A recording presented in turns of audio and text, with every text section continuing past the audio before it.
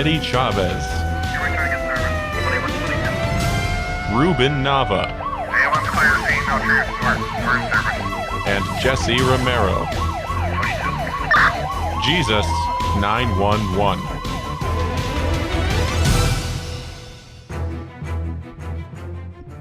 All right, good morning. Are we on? Here we go. Okay. Good morning, Virgin Most Powerful listeners. This is Eddie Chavez. Jesus 911 is the show, and I have an in-car guest with me today. Ruben, what's going on? I'm not a guest, brother. I'm part of the team. I'm part of the equipo. You're part of Team Jesus. What's going on? That's right. Good morning, Jesus 911 listeners. I decided to come in here and partner up with my CHP partner. What does CHP stand for now, Eddie? Oh, man, it stands for a lot of things. Gosh, what are they? Catholics. Catholics helping people. Yeah. There's all kinds of stuff. But this is a show where two people tell you the truth, the whole truth, and nothing but the truth, so help you God. And former LASD, which could stand for love and sacrifice daily, or leaving all sin destroyed. All right, there we So, go. There yeah. we go. I got to tell you, one of my buddies, just got to shout out to him. He goes, "Hey, you look a little heavier on the screen, Ruben." I go, "Well, you know the camera adds 10 pounds to you, right?" He says, "Well, what do they got, like 5 cameras on you?" So, all right, brother. You got jokes, huh? Ruben, we're gonna talk a little bit today about a movie. It's called Unplanned. But before we do that, before we run the clip, what I want to do is I want to describe for the listeners, Ruben, what we did the other night for the premiere. So this movie, Unplanned, is going to be released in about 10 or 12 days, on the 28th, I should say, of March. And what happened is they released it early. They had a red carpet affair in Hollywood at the Grauman's. It's Grauman's, but now it's called the TCL, Chinese Six Theaters. And so we found out about it. I reached out to the producers and I met with them before that. And what we did was I offered them a just kind of a, I would say a operation plan, a security detail. And so I kind of arranged it with them. They gave us a heads up. They told me that it was an answer to a prayer. So essentially what we did was we put together an ops plan, basically. Okay, I'm gonna go point by point because I'm really proud of what we did. I think it was something that was needed and that they accepted, and everything went well except for one little smudge. Ruben will tell you about it later. But so we put together an ops plan. I put together an ops plan that in police jargon is an operational plan, which means that you go through all the details of whatever event you're going to attack there. You do ops plans for search warrants. You do ops plans for surveillances. You do ops plans for everything. And so that's what we did with this particular event. And what we did was we wanted to cover not the things that the local police would handle, but we wanted to cover things that we didn't want to give the local police enough time. Not that we didn't want to give them. We didn't allow for the luxury of time in the event of a violent action or an active shooter situation for the police to respond there. So we wanted to take immediate action. So that's what our goal was the other night. 2 nights ago, Monday night, in Hollywood. Go ahead, Ruben. Go take the next one. Well, it's just for the listeners. It's basically a contingent plan. We want to think about all the things that could go wrong, and looking back on Aurora, Colorado, when they had that shooter that came into the theater, that's always sticks in my mind when I go to a movie, and so we wanted to go and walk the location and make sure we knew where all the exit doors were, where we would be able to funnel people out. And again, we're retired guys, and we're not. We're just there as a citizen, right. Just to handle anything that might come up that is fluid and some knucklehead that comes in and wants to terrorize the place. And because there was the whole cast was there. So it was the VIPs, and they were showing Producers, the crew, everybody. the whole, was there. Yeah. three. There was 3 showings. One, the VIP was in one, and we had the theater I was in had a lot of priests and religious, and then the third theater was for the general public. And if I'm not mistaken, I didn't see any signs outside, Eddie, that showed the name of the movie that was being shown. So you kind of had to know ahead of time that that's what was going on, because that would have lent itself to some demonstrators. And so I thought that was a good idea by the theater and the producers that they probably did that on purpose. So there was 6 of us, Eddie, right? And Yeah, there was 6 of us, and essentially what we did is 2 of us per theater. So there was 3 theaters. We put 2 of us in each of the theaters, and we sat in a location that was, advantageous to those that would be in there in the event somebody walked in, and began to fire or whatever the case. And again, this is a situation where if there was somebody that stood up and said, "Hey, I'm gonna, this is a horrible movie and this or that," well, then we would call the local police. They'd respond as normal with no issue. However, we were in there, and I gotta say, Ruben, I'm pretty proud of what we did. This wasn't a work for pay gig. I offered this to them for free, and that's what they received, and they were very thankful for it, very grateful to us for that. And I'm just kind of proud of what we did because, Ruben, it helped to release this movie, this Unplanned Movie, that really means so much for today's society, in that the entire society, the whole population essentially believes that abortion is something that's a right. They believe certain things that they think it's healthcare. Yeah, they think it's healthcare, and this movie is going to go to disprove that. And we were part of that. You know what, Ruben? We were part of a contingent that didn't require any screen time. Our name was not on the when they roll up the thing at the end of the movie, the credits. And so we were kind of behind the scenes, unsung, and I'm happy that we were there. It was a blessing for us to be there. Yeah, that's right. And we even had our third partner's brother there, Henry Romero. Yeah, so there's a guy by the name of Henry Romero. Yeah. Hank, if you're out there, thank you again, man. He retired from the sheriff's department. He was up in the ranks. He was a commander. He was a commander, but you know what? He knew a little bit about tactics. I mean, he wasn't totally. Come on, yeah. I mean, the guy was a Stony boy. He worked Firestone Station, man. So he was down with it. We also had a buddy of mine from LAPD, Michael Camacho. He was there. He's a retired guy. We also had a buddy of mine from CDC. Frank Parra. He took a day off and was there to help us ensure everybody's safety that was there.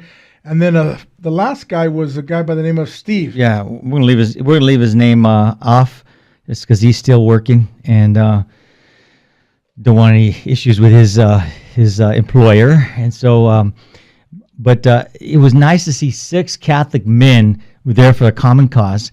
That we were, and they're all listeners of the show, by the way. So that was really cool.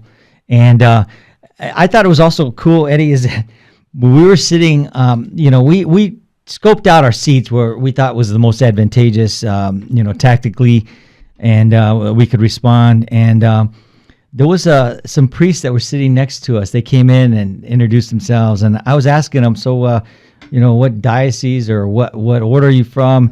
These were Legionnaires of Christ, and they actually don't have a diocese. They do a radio show. The one Father Peter, who was sitting next to me, he was from New Zealand, and he was saying that they're on Guadalupe Radio, and the father whose name escapes me, I want to say Marcelo or Marcelino, or he was a Spanish speaker. He does a radio show on another network, and they were happy that I told them what we were doing. They were happy that we were there. And Father Peter joked that, "Well, you're famous then." I said, "No, Father, I'm just a regular dude. I'm just Joe Sixpack in the pews, But you were it was disproven. Why don't you tell them about that one? So I stood up before the movie started. I stood up, and above us was the the VIP section, and the VIP section. I don't know if they were monitoring it, but it had a couple rows of seats in the balcony, and one of our listeners shouted out to me, "Hi, Ruben. I remember I called in this show. My name is Debbie. I've talked about my husband Jeff." And I said, "Oh yeah, that's right." She goes, I watched the show, and then I sat down. Father goes, "See, I told you." So Ruben is famous. Nobody recognized me though, but we'll work on that. Yeah, you were undercover, deep undercover. But anyway, so that's what we did on Monday night. Before we play the clip, which is just going to take a couple of minutes, I want to play the movie trailer clip for you, but I want to wait because we're almost at a break right here. Okay. And well, let's talk about what Abby, the real person, Abby Johnson. Abby Johnson. She was she went into each theater along with the producer. They gave a little recap of what happened, and they also said a prayer. It was so beautiful, Ruben. Yeah.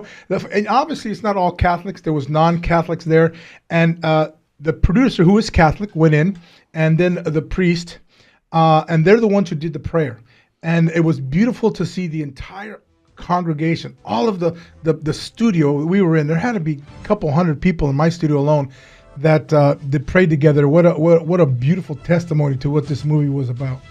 Yeah. So yeah, I was glad to be a part of it, and there'll be another screening coming up. I think we might do that the next one again. Hey, Eddie, looks like we're going to break. Yeah. I don't have my headphones on. I have a little connection trouble, but stay with us. We'll be back and play this clip for you.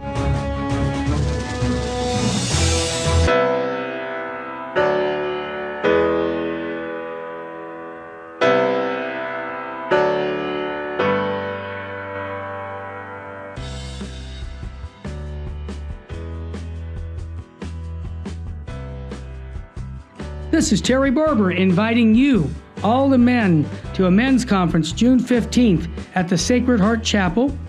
This is going to be a day where we're going to talk about true masculinity. There's a problem in the Catholic Church today.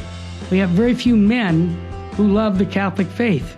And I know a lot of the wives that I'm listening to right now saying, "I want my husband to be on fire for the faith." Send him to the men's conference. Your son, send him to the men's conference by going to virginmostpowerfulradio.org or call 877-526-2151. That's June 15th. When your husband comes back from this conference, or your son, they're going to have a different view about their Catholic faith, because they're going to meet three men who love Jesus and his bride, the church, and are going to instill in them a love for Christ and his church, the Eucharist, Our Lady.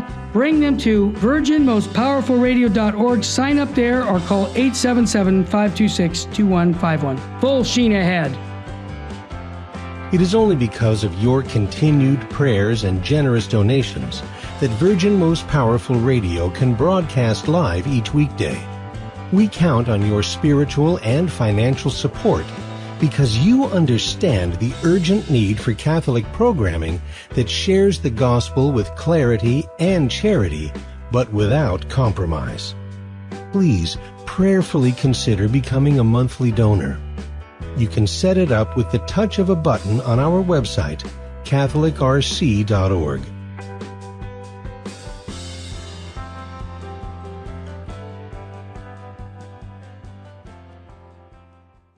Buying or selling your home or your business property? This is Terry Barber. Real Estate for Life underwrites the Terry and Jesse Show. And they can connect you to one of 900 pro-life real estate agents around the world. And when they receive their referral fee, they will give 80% of it to a pro-life organization. Wow! That's 80%! realestateforlife.org, 877-LIFE-US1.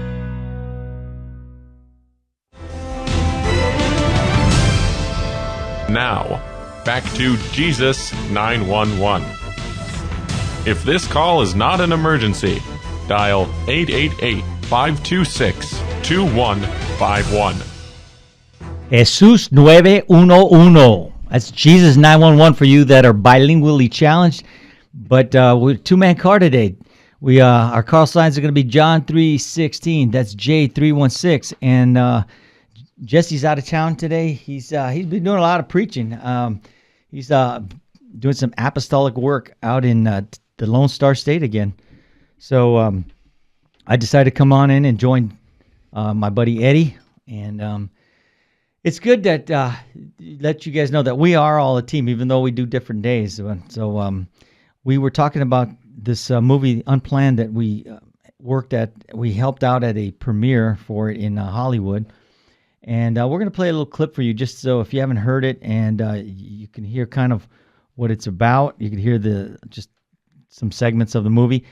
And I encourage you all to go and get your families to go see it, get your kids to see it, because it's a powerful movie. There wasn't a dry eye in there, you know. Yeah. I told the priest next to me what I did, and when I was a retired cop, and so I didn't want him to see my eyeball. I want him to see my eyeball sweating. Yeah, exactly. But let's play that clip for the listeners so they can hear it, and then we'll come back and we'll comment on it. Rich? Abby Johnson is in the other room. Here. Our first order of business is to present Planned Parenthood's Employee of the Year Award. Abby Johnson. This is Abby. She's our newest volunteer escort. Abby, this is Cheryl D'Alessandro. I'd be the youngest director in Planned Parenthood history. You'll actually be in charge of the abortions at your clinic? I have a chance to make a real difference. No matter what you do for the rest of your life, you're still gonna be a baby killer. The only thing that's changed is you, Abby. Can you even hear yourself talk right now about these procedures? These are little babies. I'm not going to apologize for doing a job that helps women in crisis. There's still a part of me that isn't sure. I know. But the one thing that all experts agree on is that at this stage, the fetus can't feel anything. Sorry to bother you, but they need an extra person in the back room. Are you free?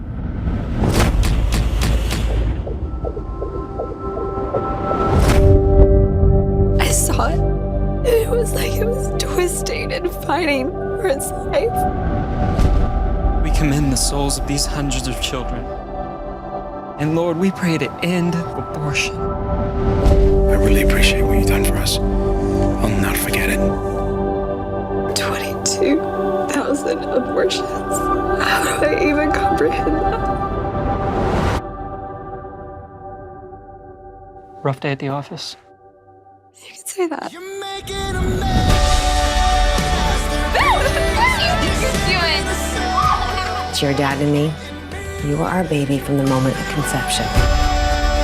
We are paying you to be a perfect instrument of corporate policy. We are an abortion provider. I can't be a part of this anymore. Everything that they told us is a lie. Don't underestimate the repercussions of this. You gotta be careful. Rhonda, please, don't do this! Rhonda! Let me tell you what's gonna happen if you walk through that door. Congratulations. You've made an enemy of one of the most powerful organizations on the planet. There it I is. think that was it, right, Rich? Yeah.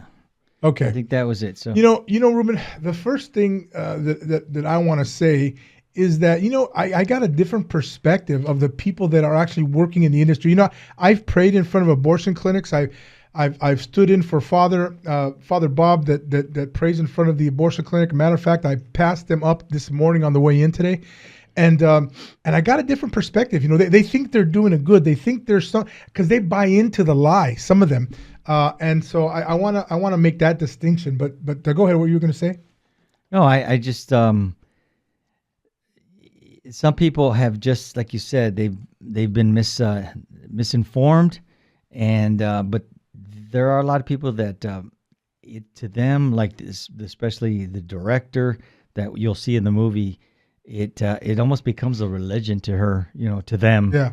Right. That they're so adamant that they're doing good for women's reproductive rights, and the deeper they get into that sin, like we know that sin clouds darkens the intellect, so they're deep into sin. And I'll tell you, Padre Pio, he said, for example, he believed abortion was not just the murder of an innocent human being, but also a true suicide.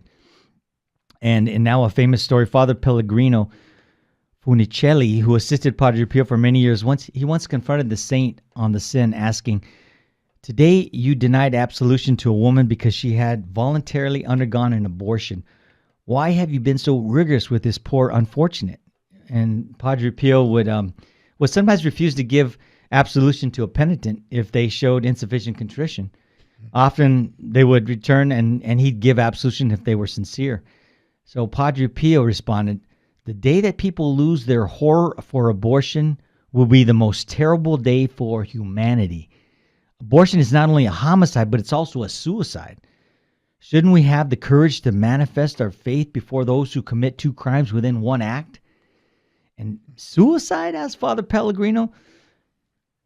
And he says, Padre Pio replied, "The suicide of the human race will be understood by those who will see the earth populated by the elderly and the depopulated of children, burnt as a desert."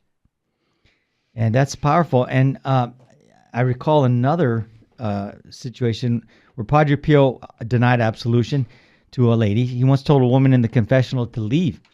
And she was so infuriated, Eddie.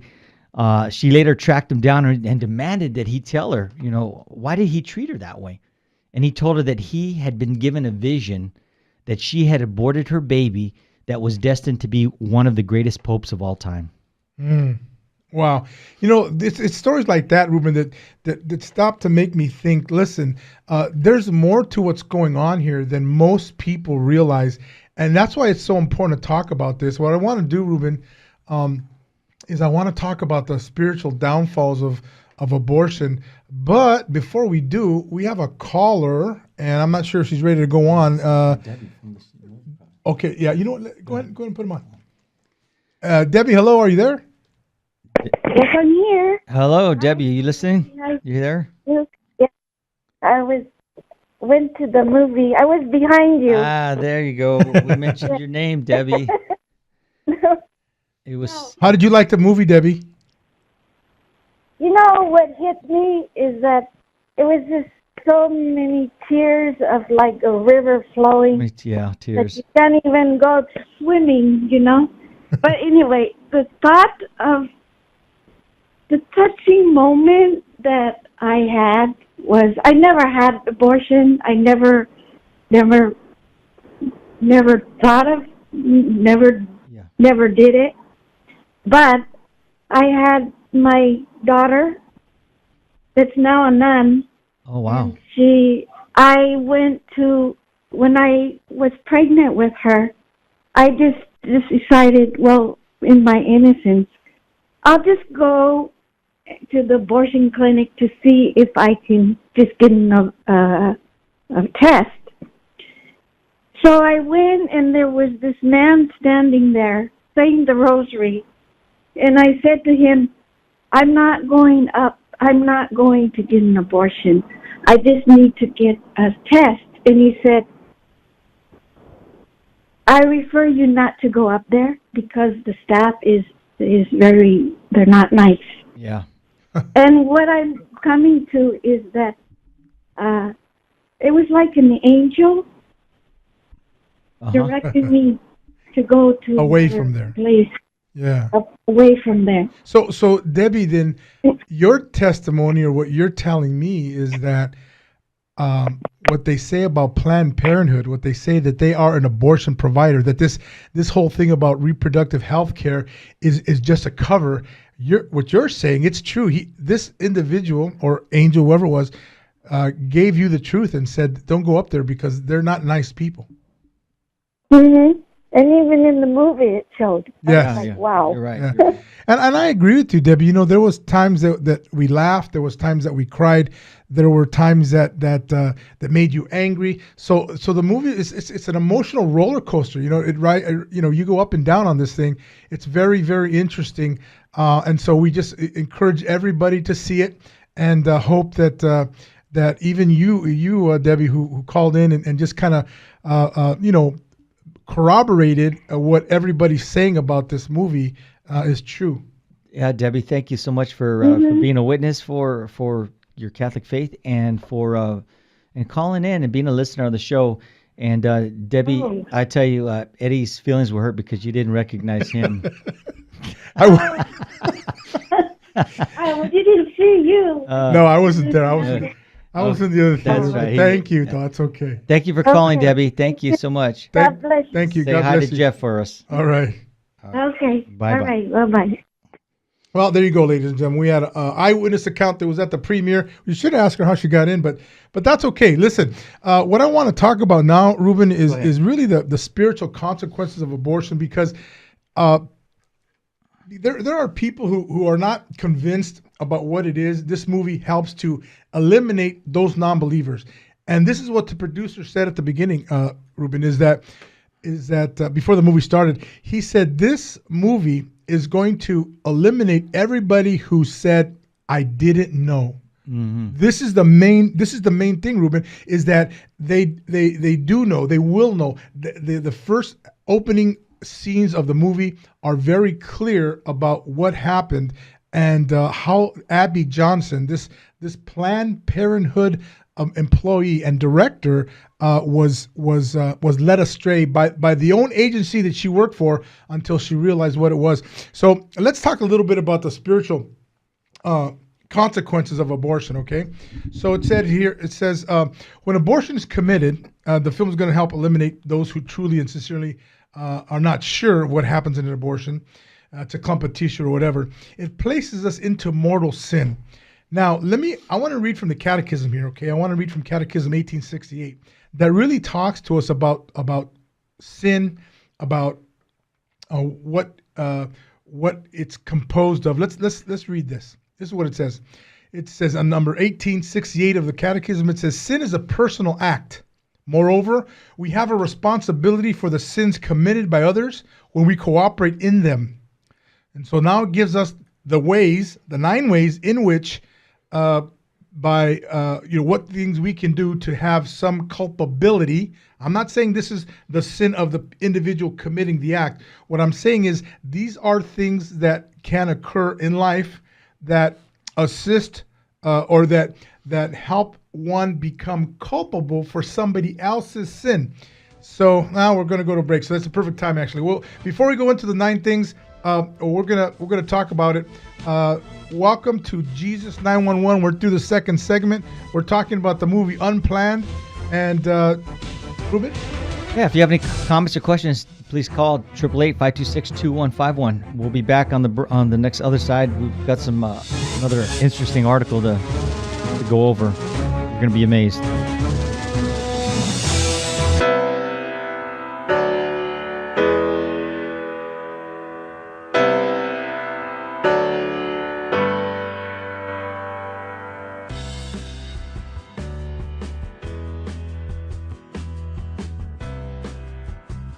This is Terry Barber inviting you, all the men, to a men's conference June 15th at the Sacred Heart Chapel. This is going to be a day where we're going to talk about true masculinity. You know, there's a problem in the Catholic Church today. We have very few men who love the Catholic faith. And I know a lot of the wives that I'm listening to right now saying, I want my husband to be on fire for the faith. Send him to the men's conference. Your son, send him to the men's conference by going to virginmostpowerfulradio.org or call 877-526-2151. That's June 15th. When your husband comes back from this conference, or your son, they're going to have a different view about their Catholic faith, because they're going to meet 3 men who love Jesus and his bride, the church, and are going to instill in them a love for Christ and his church, the Eucharist, Our Lady. Bring them to virginmostpowerfulradio.org. Sign up there or call 877-526-2151. Full sheen ahead. It is only because of your continued prayers and generous donations that Virgin Most Powerful Radio can broadcast live each weekday. We count on your spiritual and financial support because you understand the urgent need for Catholic programming that shares the gospel with clarity and charity, but without compromise. Please prayerfully consider becoming a monthly donor. You can set it up with the touch of a button on our website, catholicrc.org.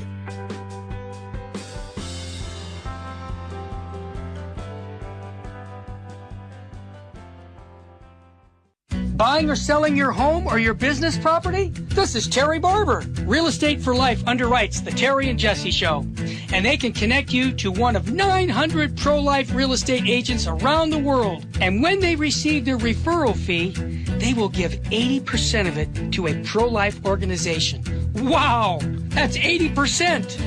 realestateforlife.org, 877-LIFE-US1.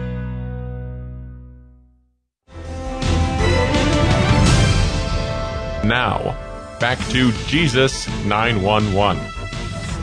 If this call is not an emergency, dial 888-526-2151.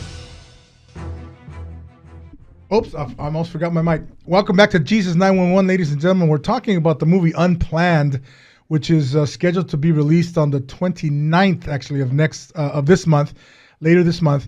And we're talking about the spiritual consequences of abortion. So what I want to do is I want to go through the Catechism section 1868 that talks about the 9 ways we can be culpable of somebody else's sin in these circumstances. This is what it says.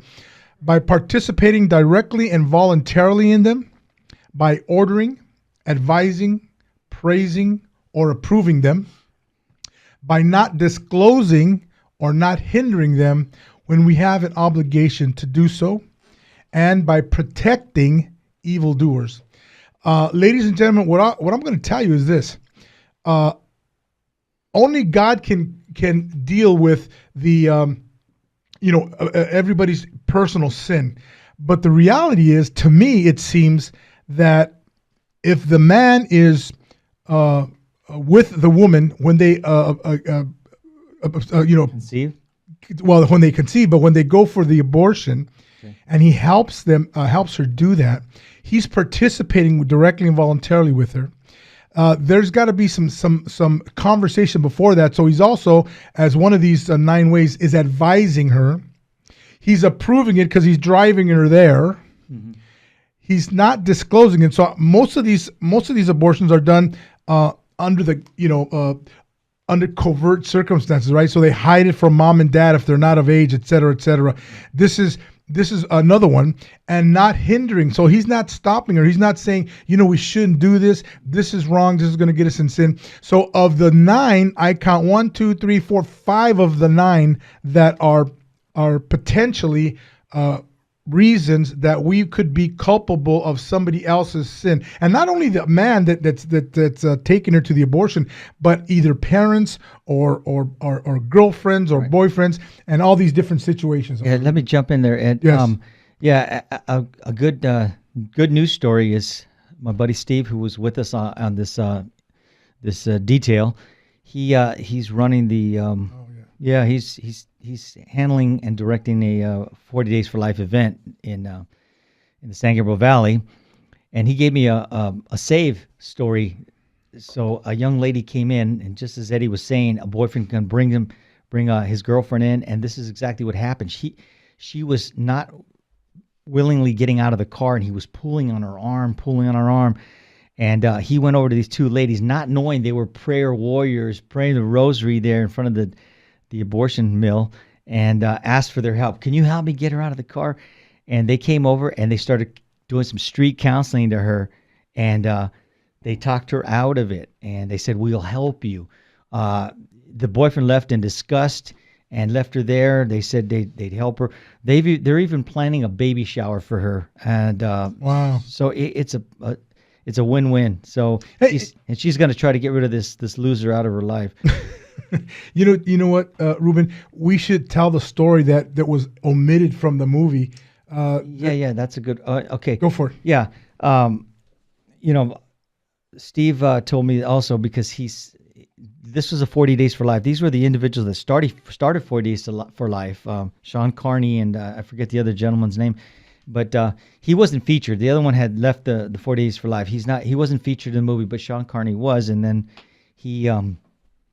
he was leaving little miraculous medals around the fence, and Abby Johnson would pick them up and put them in a jar, and she took them into her office so that people wouldn't see them. And she wasn't doing it to try to save a a miraculous medal in the sense that it was a sacrilege to have it thrown on the floor, but she was put them away, and I have to admit, and that wasn't shown in the movie. They kept them in a glass jar on her desk. Right. Yeah. And that wasn't shown in the movie. I guess they wanted to keep it kind of sanitized of specific religions. Specific Catholicism. But that was I have to believe that played a major part in it, because if you know about the miraculous medal, Our Lady can work through that sacramental big time. So absolutely, yeah, that was an important part. But one other thing, Matthew 18:1-6 says, at that time, and this is what Jesus says about the little ones, about children. At that time, the disciples came to Jesus, saying, "Who is the greatest in the kingdom of heaven?" And calling to him a child, he put in the midst of them and said, "Truly I say to you, unless you turn and become like children, you will never enter the kingdom of heaven. Whoever humbles himself like this child is the greatest in the kingdom of heaven. Whoever receives one such child in my name receives me. But whoever causes one of these little ones who believe in me to sin, it would be better for him to have a great millstone fastened around his neck and be drowned in the depth of the sea." And that could be the parents who were bringing their teens to get an abortion. And there was one featured in a movie. A parent was bringing his daughter to have an abortion. So he's culpable, and the sin is less. It's mitigated on her behalf because she's doing it on a direct order from the dad. And that's common, not as common as we think, obviously, but I've encountered girls from confirmation who said that their father made their older sisters committed abortion, took her to the abortion clinic because there's this Latin mentality that I'm the man of this house and this is going to ruin your life and you can't go to college and you can't do this and we're going to have to take care of this baby and therefore you're going to get abortion. Let me tell you something, Papa. When you do that, you're in mortal sin. Go to confession. That's right. We have a caller, Ruben, Robert from South Amani. Robert, what's happening? Hey, good morning, gentlemen. Hey, I'm out here on a detail over on Sunset and Merced in front of the abortion mill. Oh, yeah. Okay. Valley Hospital. Outstanding. Queen of the Valley, yes.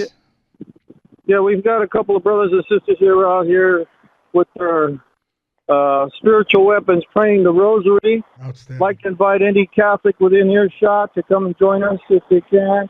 I appreciate you gentlemen bringing the awareness because, many times these persons that come, pregnant men and women, they're under distress and they need the Lord's intervention. Good point, Robert. Yes.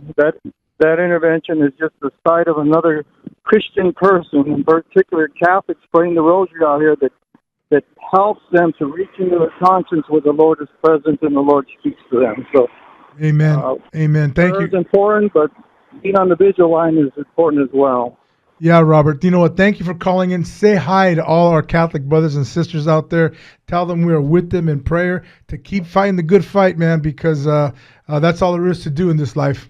That's right. We gotta destroy this evil, Robert. I appreciate what you're doing out there. You're putting your feet to your faith, and you're not just giving words to your faith. You're putting some action out there, and that's powerful. You're a true testament to what a Catholic soldier is all about. So thank you so much. Yeah, so shout out to my brother Knights who are out here today, Viva Jesus, and my brother in the Crucillo. All right. De Colores. God bless you, brothers. Viva Cristo Rey, man. See you later. Okay. You want to finish your last point there? Yeah. So anyway, this is the thing. So if mortal sin is recognized and as such is confessed in the sacrament of confession after an abortion, whether it be the woman or the man, it's forgiven. Yes, it's done. It's gone, man or woman. So now, if forgiven, it may still take some time, humanly speaking, to get over what occurred. Right. So it's a trauma it's a traumatic human event to realize that one has committed a great offense against your own child, which needs to be addressed, and they did that, so they're good. Now, if it's not forgiven, if the sin of abortion is not committed, the father doesn't know or he does know, and the woman commits the abortion and she does not confess it. Maybe she's a lukewarm Catholic, maybe she's not Catholic at all.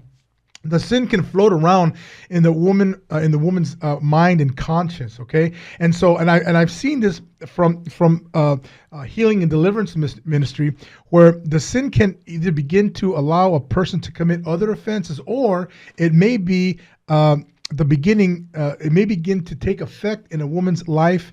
And to interfere with her relationships in her life. So we're talking about relationships with parents, with siblings, with boyfriends or girlfriends, etc. And if not forgiven, the woman can resort to even deeper, more grievous offenses. Not that abortion is not grievous, but if you're a little unsure of what it is, you're not convinced, and you commit abortion. There's 3 requirements for abortion to be a mortal sin.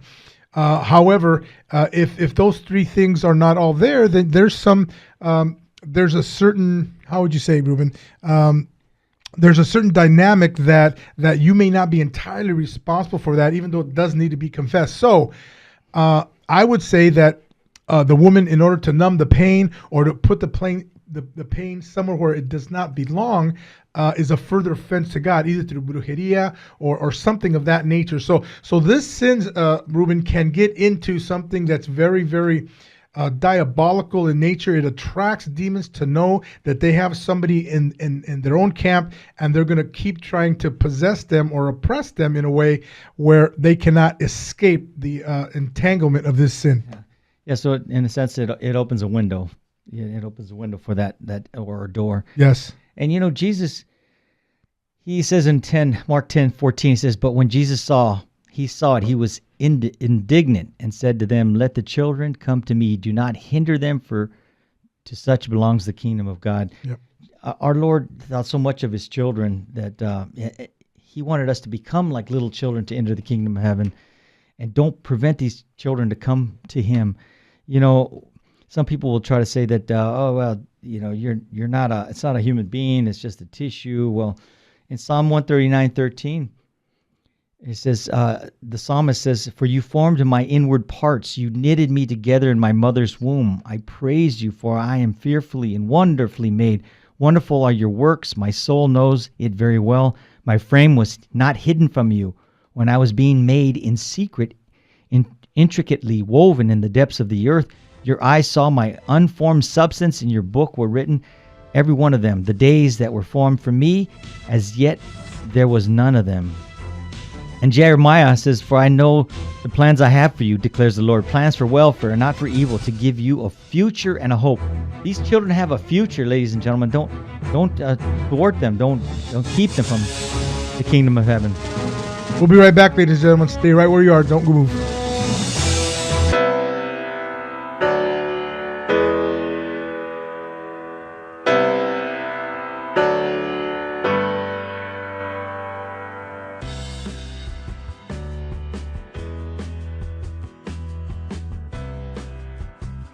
This is Terry Barber inviting you, all the men, to a men's conference June 15th at the Sacred Heart Chapel.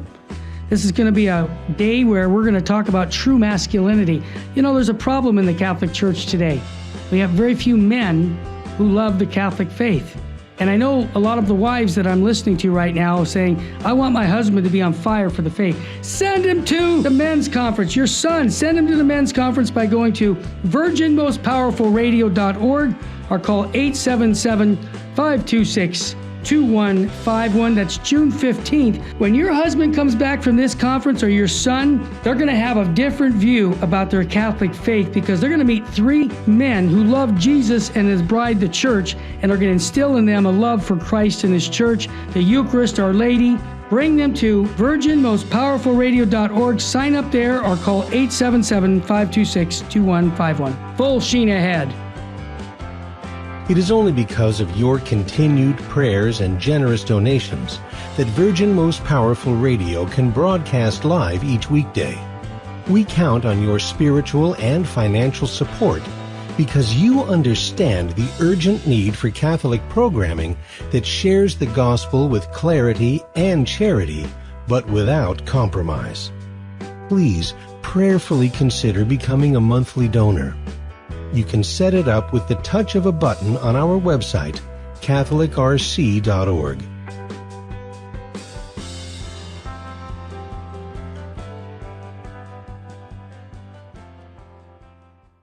Buying or selling your home or your business property? This is Terry Barber. Real Estate for Life underwrites the Terry and Jesse Show.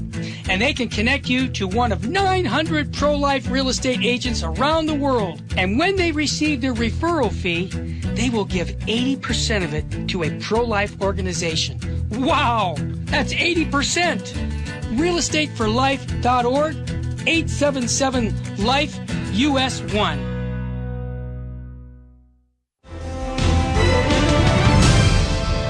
Now, back to Jesus 911. If this call is not an emergency, dial 888-526-2151. We are back, Two-Man Car, Jesus 911, and we're open for calls. We are talking about abortion, and we're talking about the movie Planned Parenthood, some of the Unplanned, and I didn't get that until the end of the movie when it had the words UN with a line through on, because Planned Parenthood is such a lie. It's so that they made they're mocking that name Planned, so it's Unplanned, and so that was pretty cool to see. And maybe I'm a little slow, Eddie, but I came across a website. It was kind of interesting. It's www.numberofabortions.com, and it documents. It's like a running abortion counter clock. Like it's every second, every minute. There's numbers are changing on that, based on the numbers worldwide of what's going on in abortion. And since Roe versus Wade, Eddie, we've had 61 million abortions, and that's just surgical abortions. That doesn't include. Makes no attempt to tally the totals for chemically induced abortions. And the Pharmacists for Life organization estimates that there have been approximately 250 million babies aborted chemically since 1973. And in the movie, it shows a chemical abortion, and they'll have you think that it's just a drink this, take this, and it'll be all over with. And there's side effects to it, and it shows one of the possibility. What happened to Abby Johnson actually on her chemically induced, her RU486 after conception pill. What happened to her? Right. So yeah, this is, just look at all the numbers of babies that we've lost, and we've lost. People are saying, well, why don't we have a cure for cancer? Well, we could have had one, but perhaps he was aborted. Doctor, yeah. Mm-hmm. So he or she. Yeah, that's interesting. So we're going to switch gears. We're going to go to another story that's along the same lines, but yeah, it's kind of the audacity of this Democrat in the House to make this argument. You want to start it? Go ahead. Yeah. So this article is the title of it is Oregon Senator Jeff Merkley condemns slaughter of kittens, voted against protecting human babies from infanticide. So here's Oregon State Senator Jeff Merkley. And, I got to say, I'm very underwhelmed when it comes to anything from Oregon. It's just a Democratic state like California, but even worse. Yeah. A Democrat who voted against a bill that would protect babies who survive abortions from infanticide is sponsoring a bill to save kittens. The USDA's decision to slaughter kittens after they are used in research is an archaic practice and horrific treatment, and we need to end it, Merkley told NBC News last week about his Kitten Act. The Kitten Act will protect these innocent animals from being needlessly euthanized in government testing and make sure that they can be adopted by loving families. Instead, the senator said, go ahead. Unbelievable. Where's that meme where you're hitting your forehead like that? That's exactly what this is. So you could have cats. So what do cats have that newborn babies don't have? Mm-hmm. The Family Research Council asked Wednesday in President Tony Perkins' Washington update. Perkins responded to his own question, Democratic support.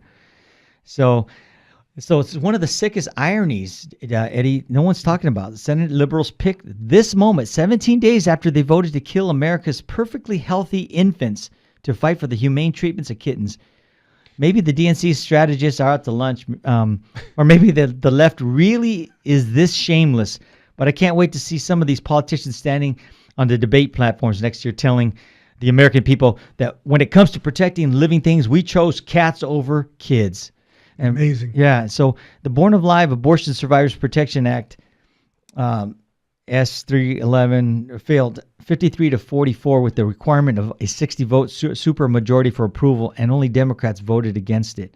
See, these are politicians that are trying to, some of the good ones are trying to save babies that were aborted, and it's basically a failed abortion because the baby has survived, and they want to leave the baby there just to die on its own. It's sickening. You know what? I'm turning back to 1868, the Catechism verse, Ruben, and I'm going to add the protecting of evildoers. This law is going to protect the evildoers that have done, in addition to all the other ones. Yeah. It's going to protect the evildoers, and just make it worse. I mean, the government is guilty of some sin when it comes to this heinous crime.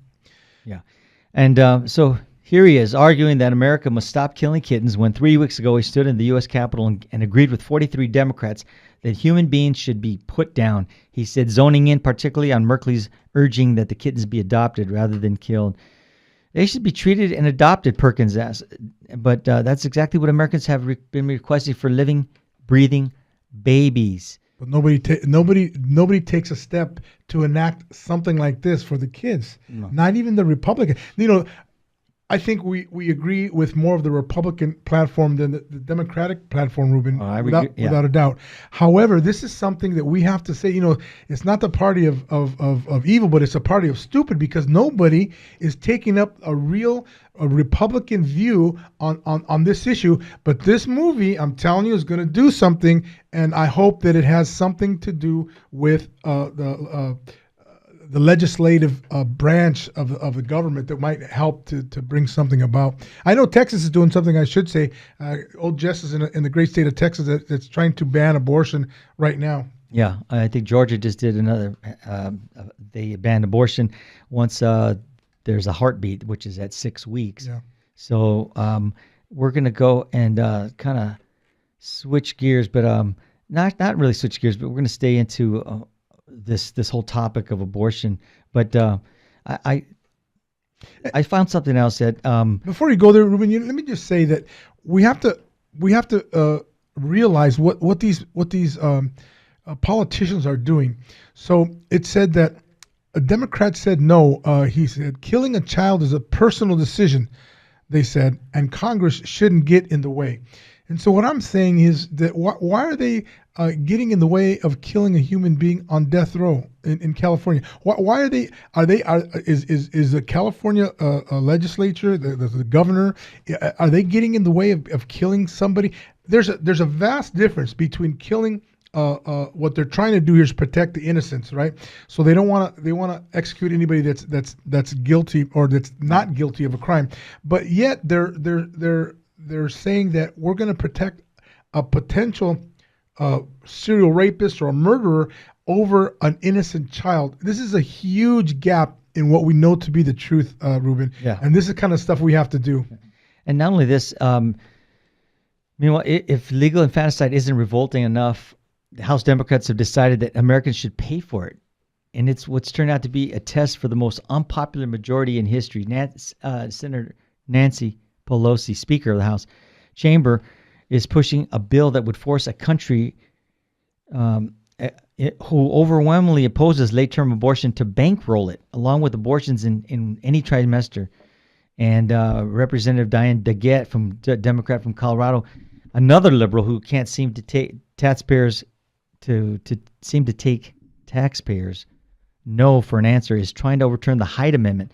It's just important as we move forward that we pass legislation that honors women's reproductive health and their decisions.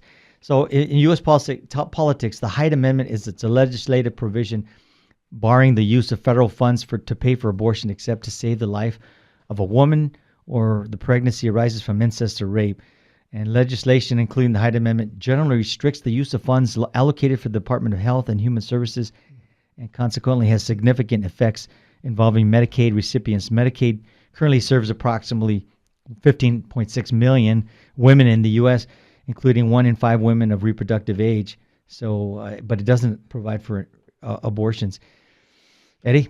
You know, Ruben, this is something that the American people have to really pay attention to. If not, these politicians are going to smooth talk us and distract us from the things that are important. And so we have to understand, you know, what happens in a pregnancy, what the scientific data is, and act on that. Because I'm telling you, Ruben, what we hear from the Democratic Party is just how can somebody that's a practicing Catholic, Ruben, and I'm sorry to say this, but how can somebody that's a practicing Catholic be a Democrat and vote for Democrats? I don't see it. I don't think that it's legitimate, and I'm sorry to say that they may be culpable in some of the sins of the Democratic Party. They're complicit in it. Yes. That's what 1868 talks about, how to be complicit, the 9 ways to be complicit in somebody's sin. And it's very difficult. I'm not saying that a Republican Party is the answer to everything, because they're certainly not. But I'm telling you, Ruben, this is something that we have to pay attention to for sure. Yeah, they're in the closing minutes that we have, Eddie. I just want to, speak to the heart of men and women that may have gone through an abortion. Wish we would have had more time to really delve into this, but our Holy Father, Pope John Paul II, Saint Pope John Paul II, reaches out lovingly and compassionately to women who've had an abortion in his encyclical Evangelium Vitae, the Gospel of Life. So if you haven't read that, you need to read it. While condemning abortion as unspeakable, he acknowledges that the decision to have an abortion is often tragic and painful to the mother. And the Holy Father understands that many factors influence the decision a woman makes when she's burdened with an untimely pregnancy.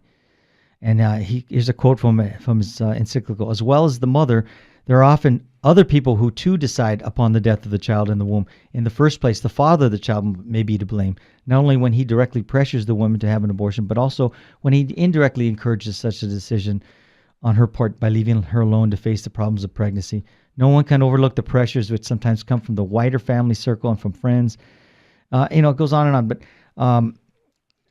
we just have to reach out and love these women back into the church. And if you've gone through it and you haven't had any counseling, we recommend, there's Rachel's Vineyard that you can call and you get some help from them. It's a Christian organization. Says in the encyclical, it also says that general and no less serious responsibility, JP2 continues, lies with those who have encouraged the spread of attitude of sexual permissiveness and a lack of esteem for motherhood, and those who should have ensured but did not. So the church is aware that many factors into it, and they're not. Now, some people said, "Hey, well, you're excommunicated when you have an abortion," but in the confessional, the priest can bring you back in. Yeah. Don't live with that sin. Don't live with that guilt, that burden that's on you. Get some help. Talk to a priest. Get in the confessional, and our Lord, who is merciful, will hear your cries. So, like I said, I wish we had more time to really delve into this one. Maybe we'll pick it up on another show. Yeah, maybe we'll take another show. Yeah. Ladies and gentlemen, thank you for tuning in to Jesus 911, Virgin Most Powerful Listeners, on this Wednesday. Stay tuned for Gary Machuda on Hands-On Apologetics. He'll be with us shortly. And hey, partner, thank you for having me on your show, bro. My dude, my honor, bro. Thank you very much. We'll do this again, ladies and gentlemen. Thank you. God bless. All right. God bless. Saint Faustina's Prayer for Priests. O my Jesus, I beg thee on behalf of the whole Church, grant it love and the light of thy Spirit, and give power to the words of priests, so that hardened hearts might be brought to repentance and return to thee, O Lord. Lord, give us holy priests. Thou thyself maintain them in holiness. O divine and great High Priest, may the power of thy mercy accompany them everywhere, and protect them from the devil's traps and snares, which are continually being set for the souls of priests. May the power of thy mercy, O Lord, shatter and bring to naught all that might tarnish the sanctity of priests. For thou canst do all things. Amen. Virgin most powerful, pray for us.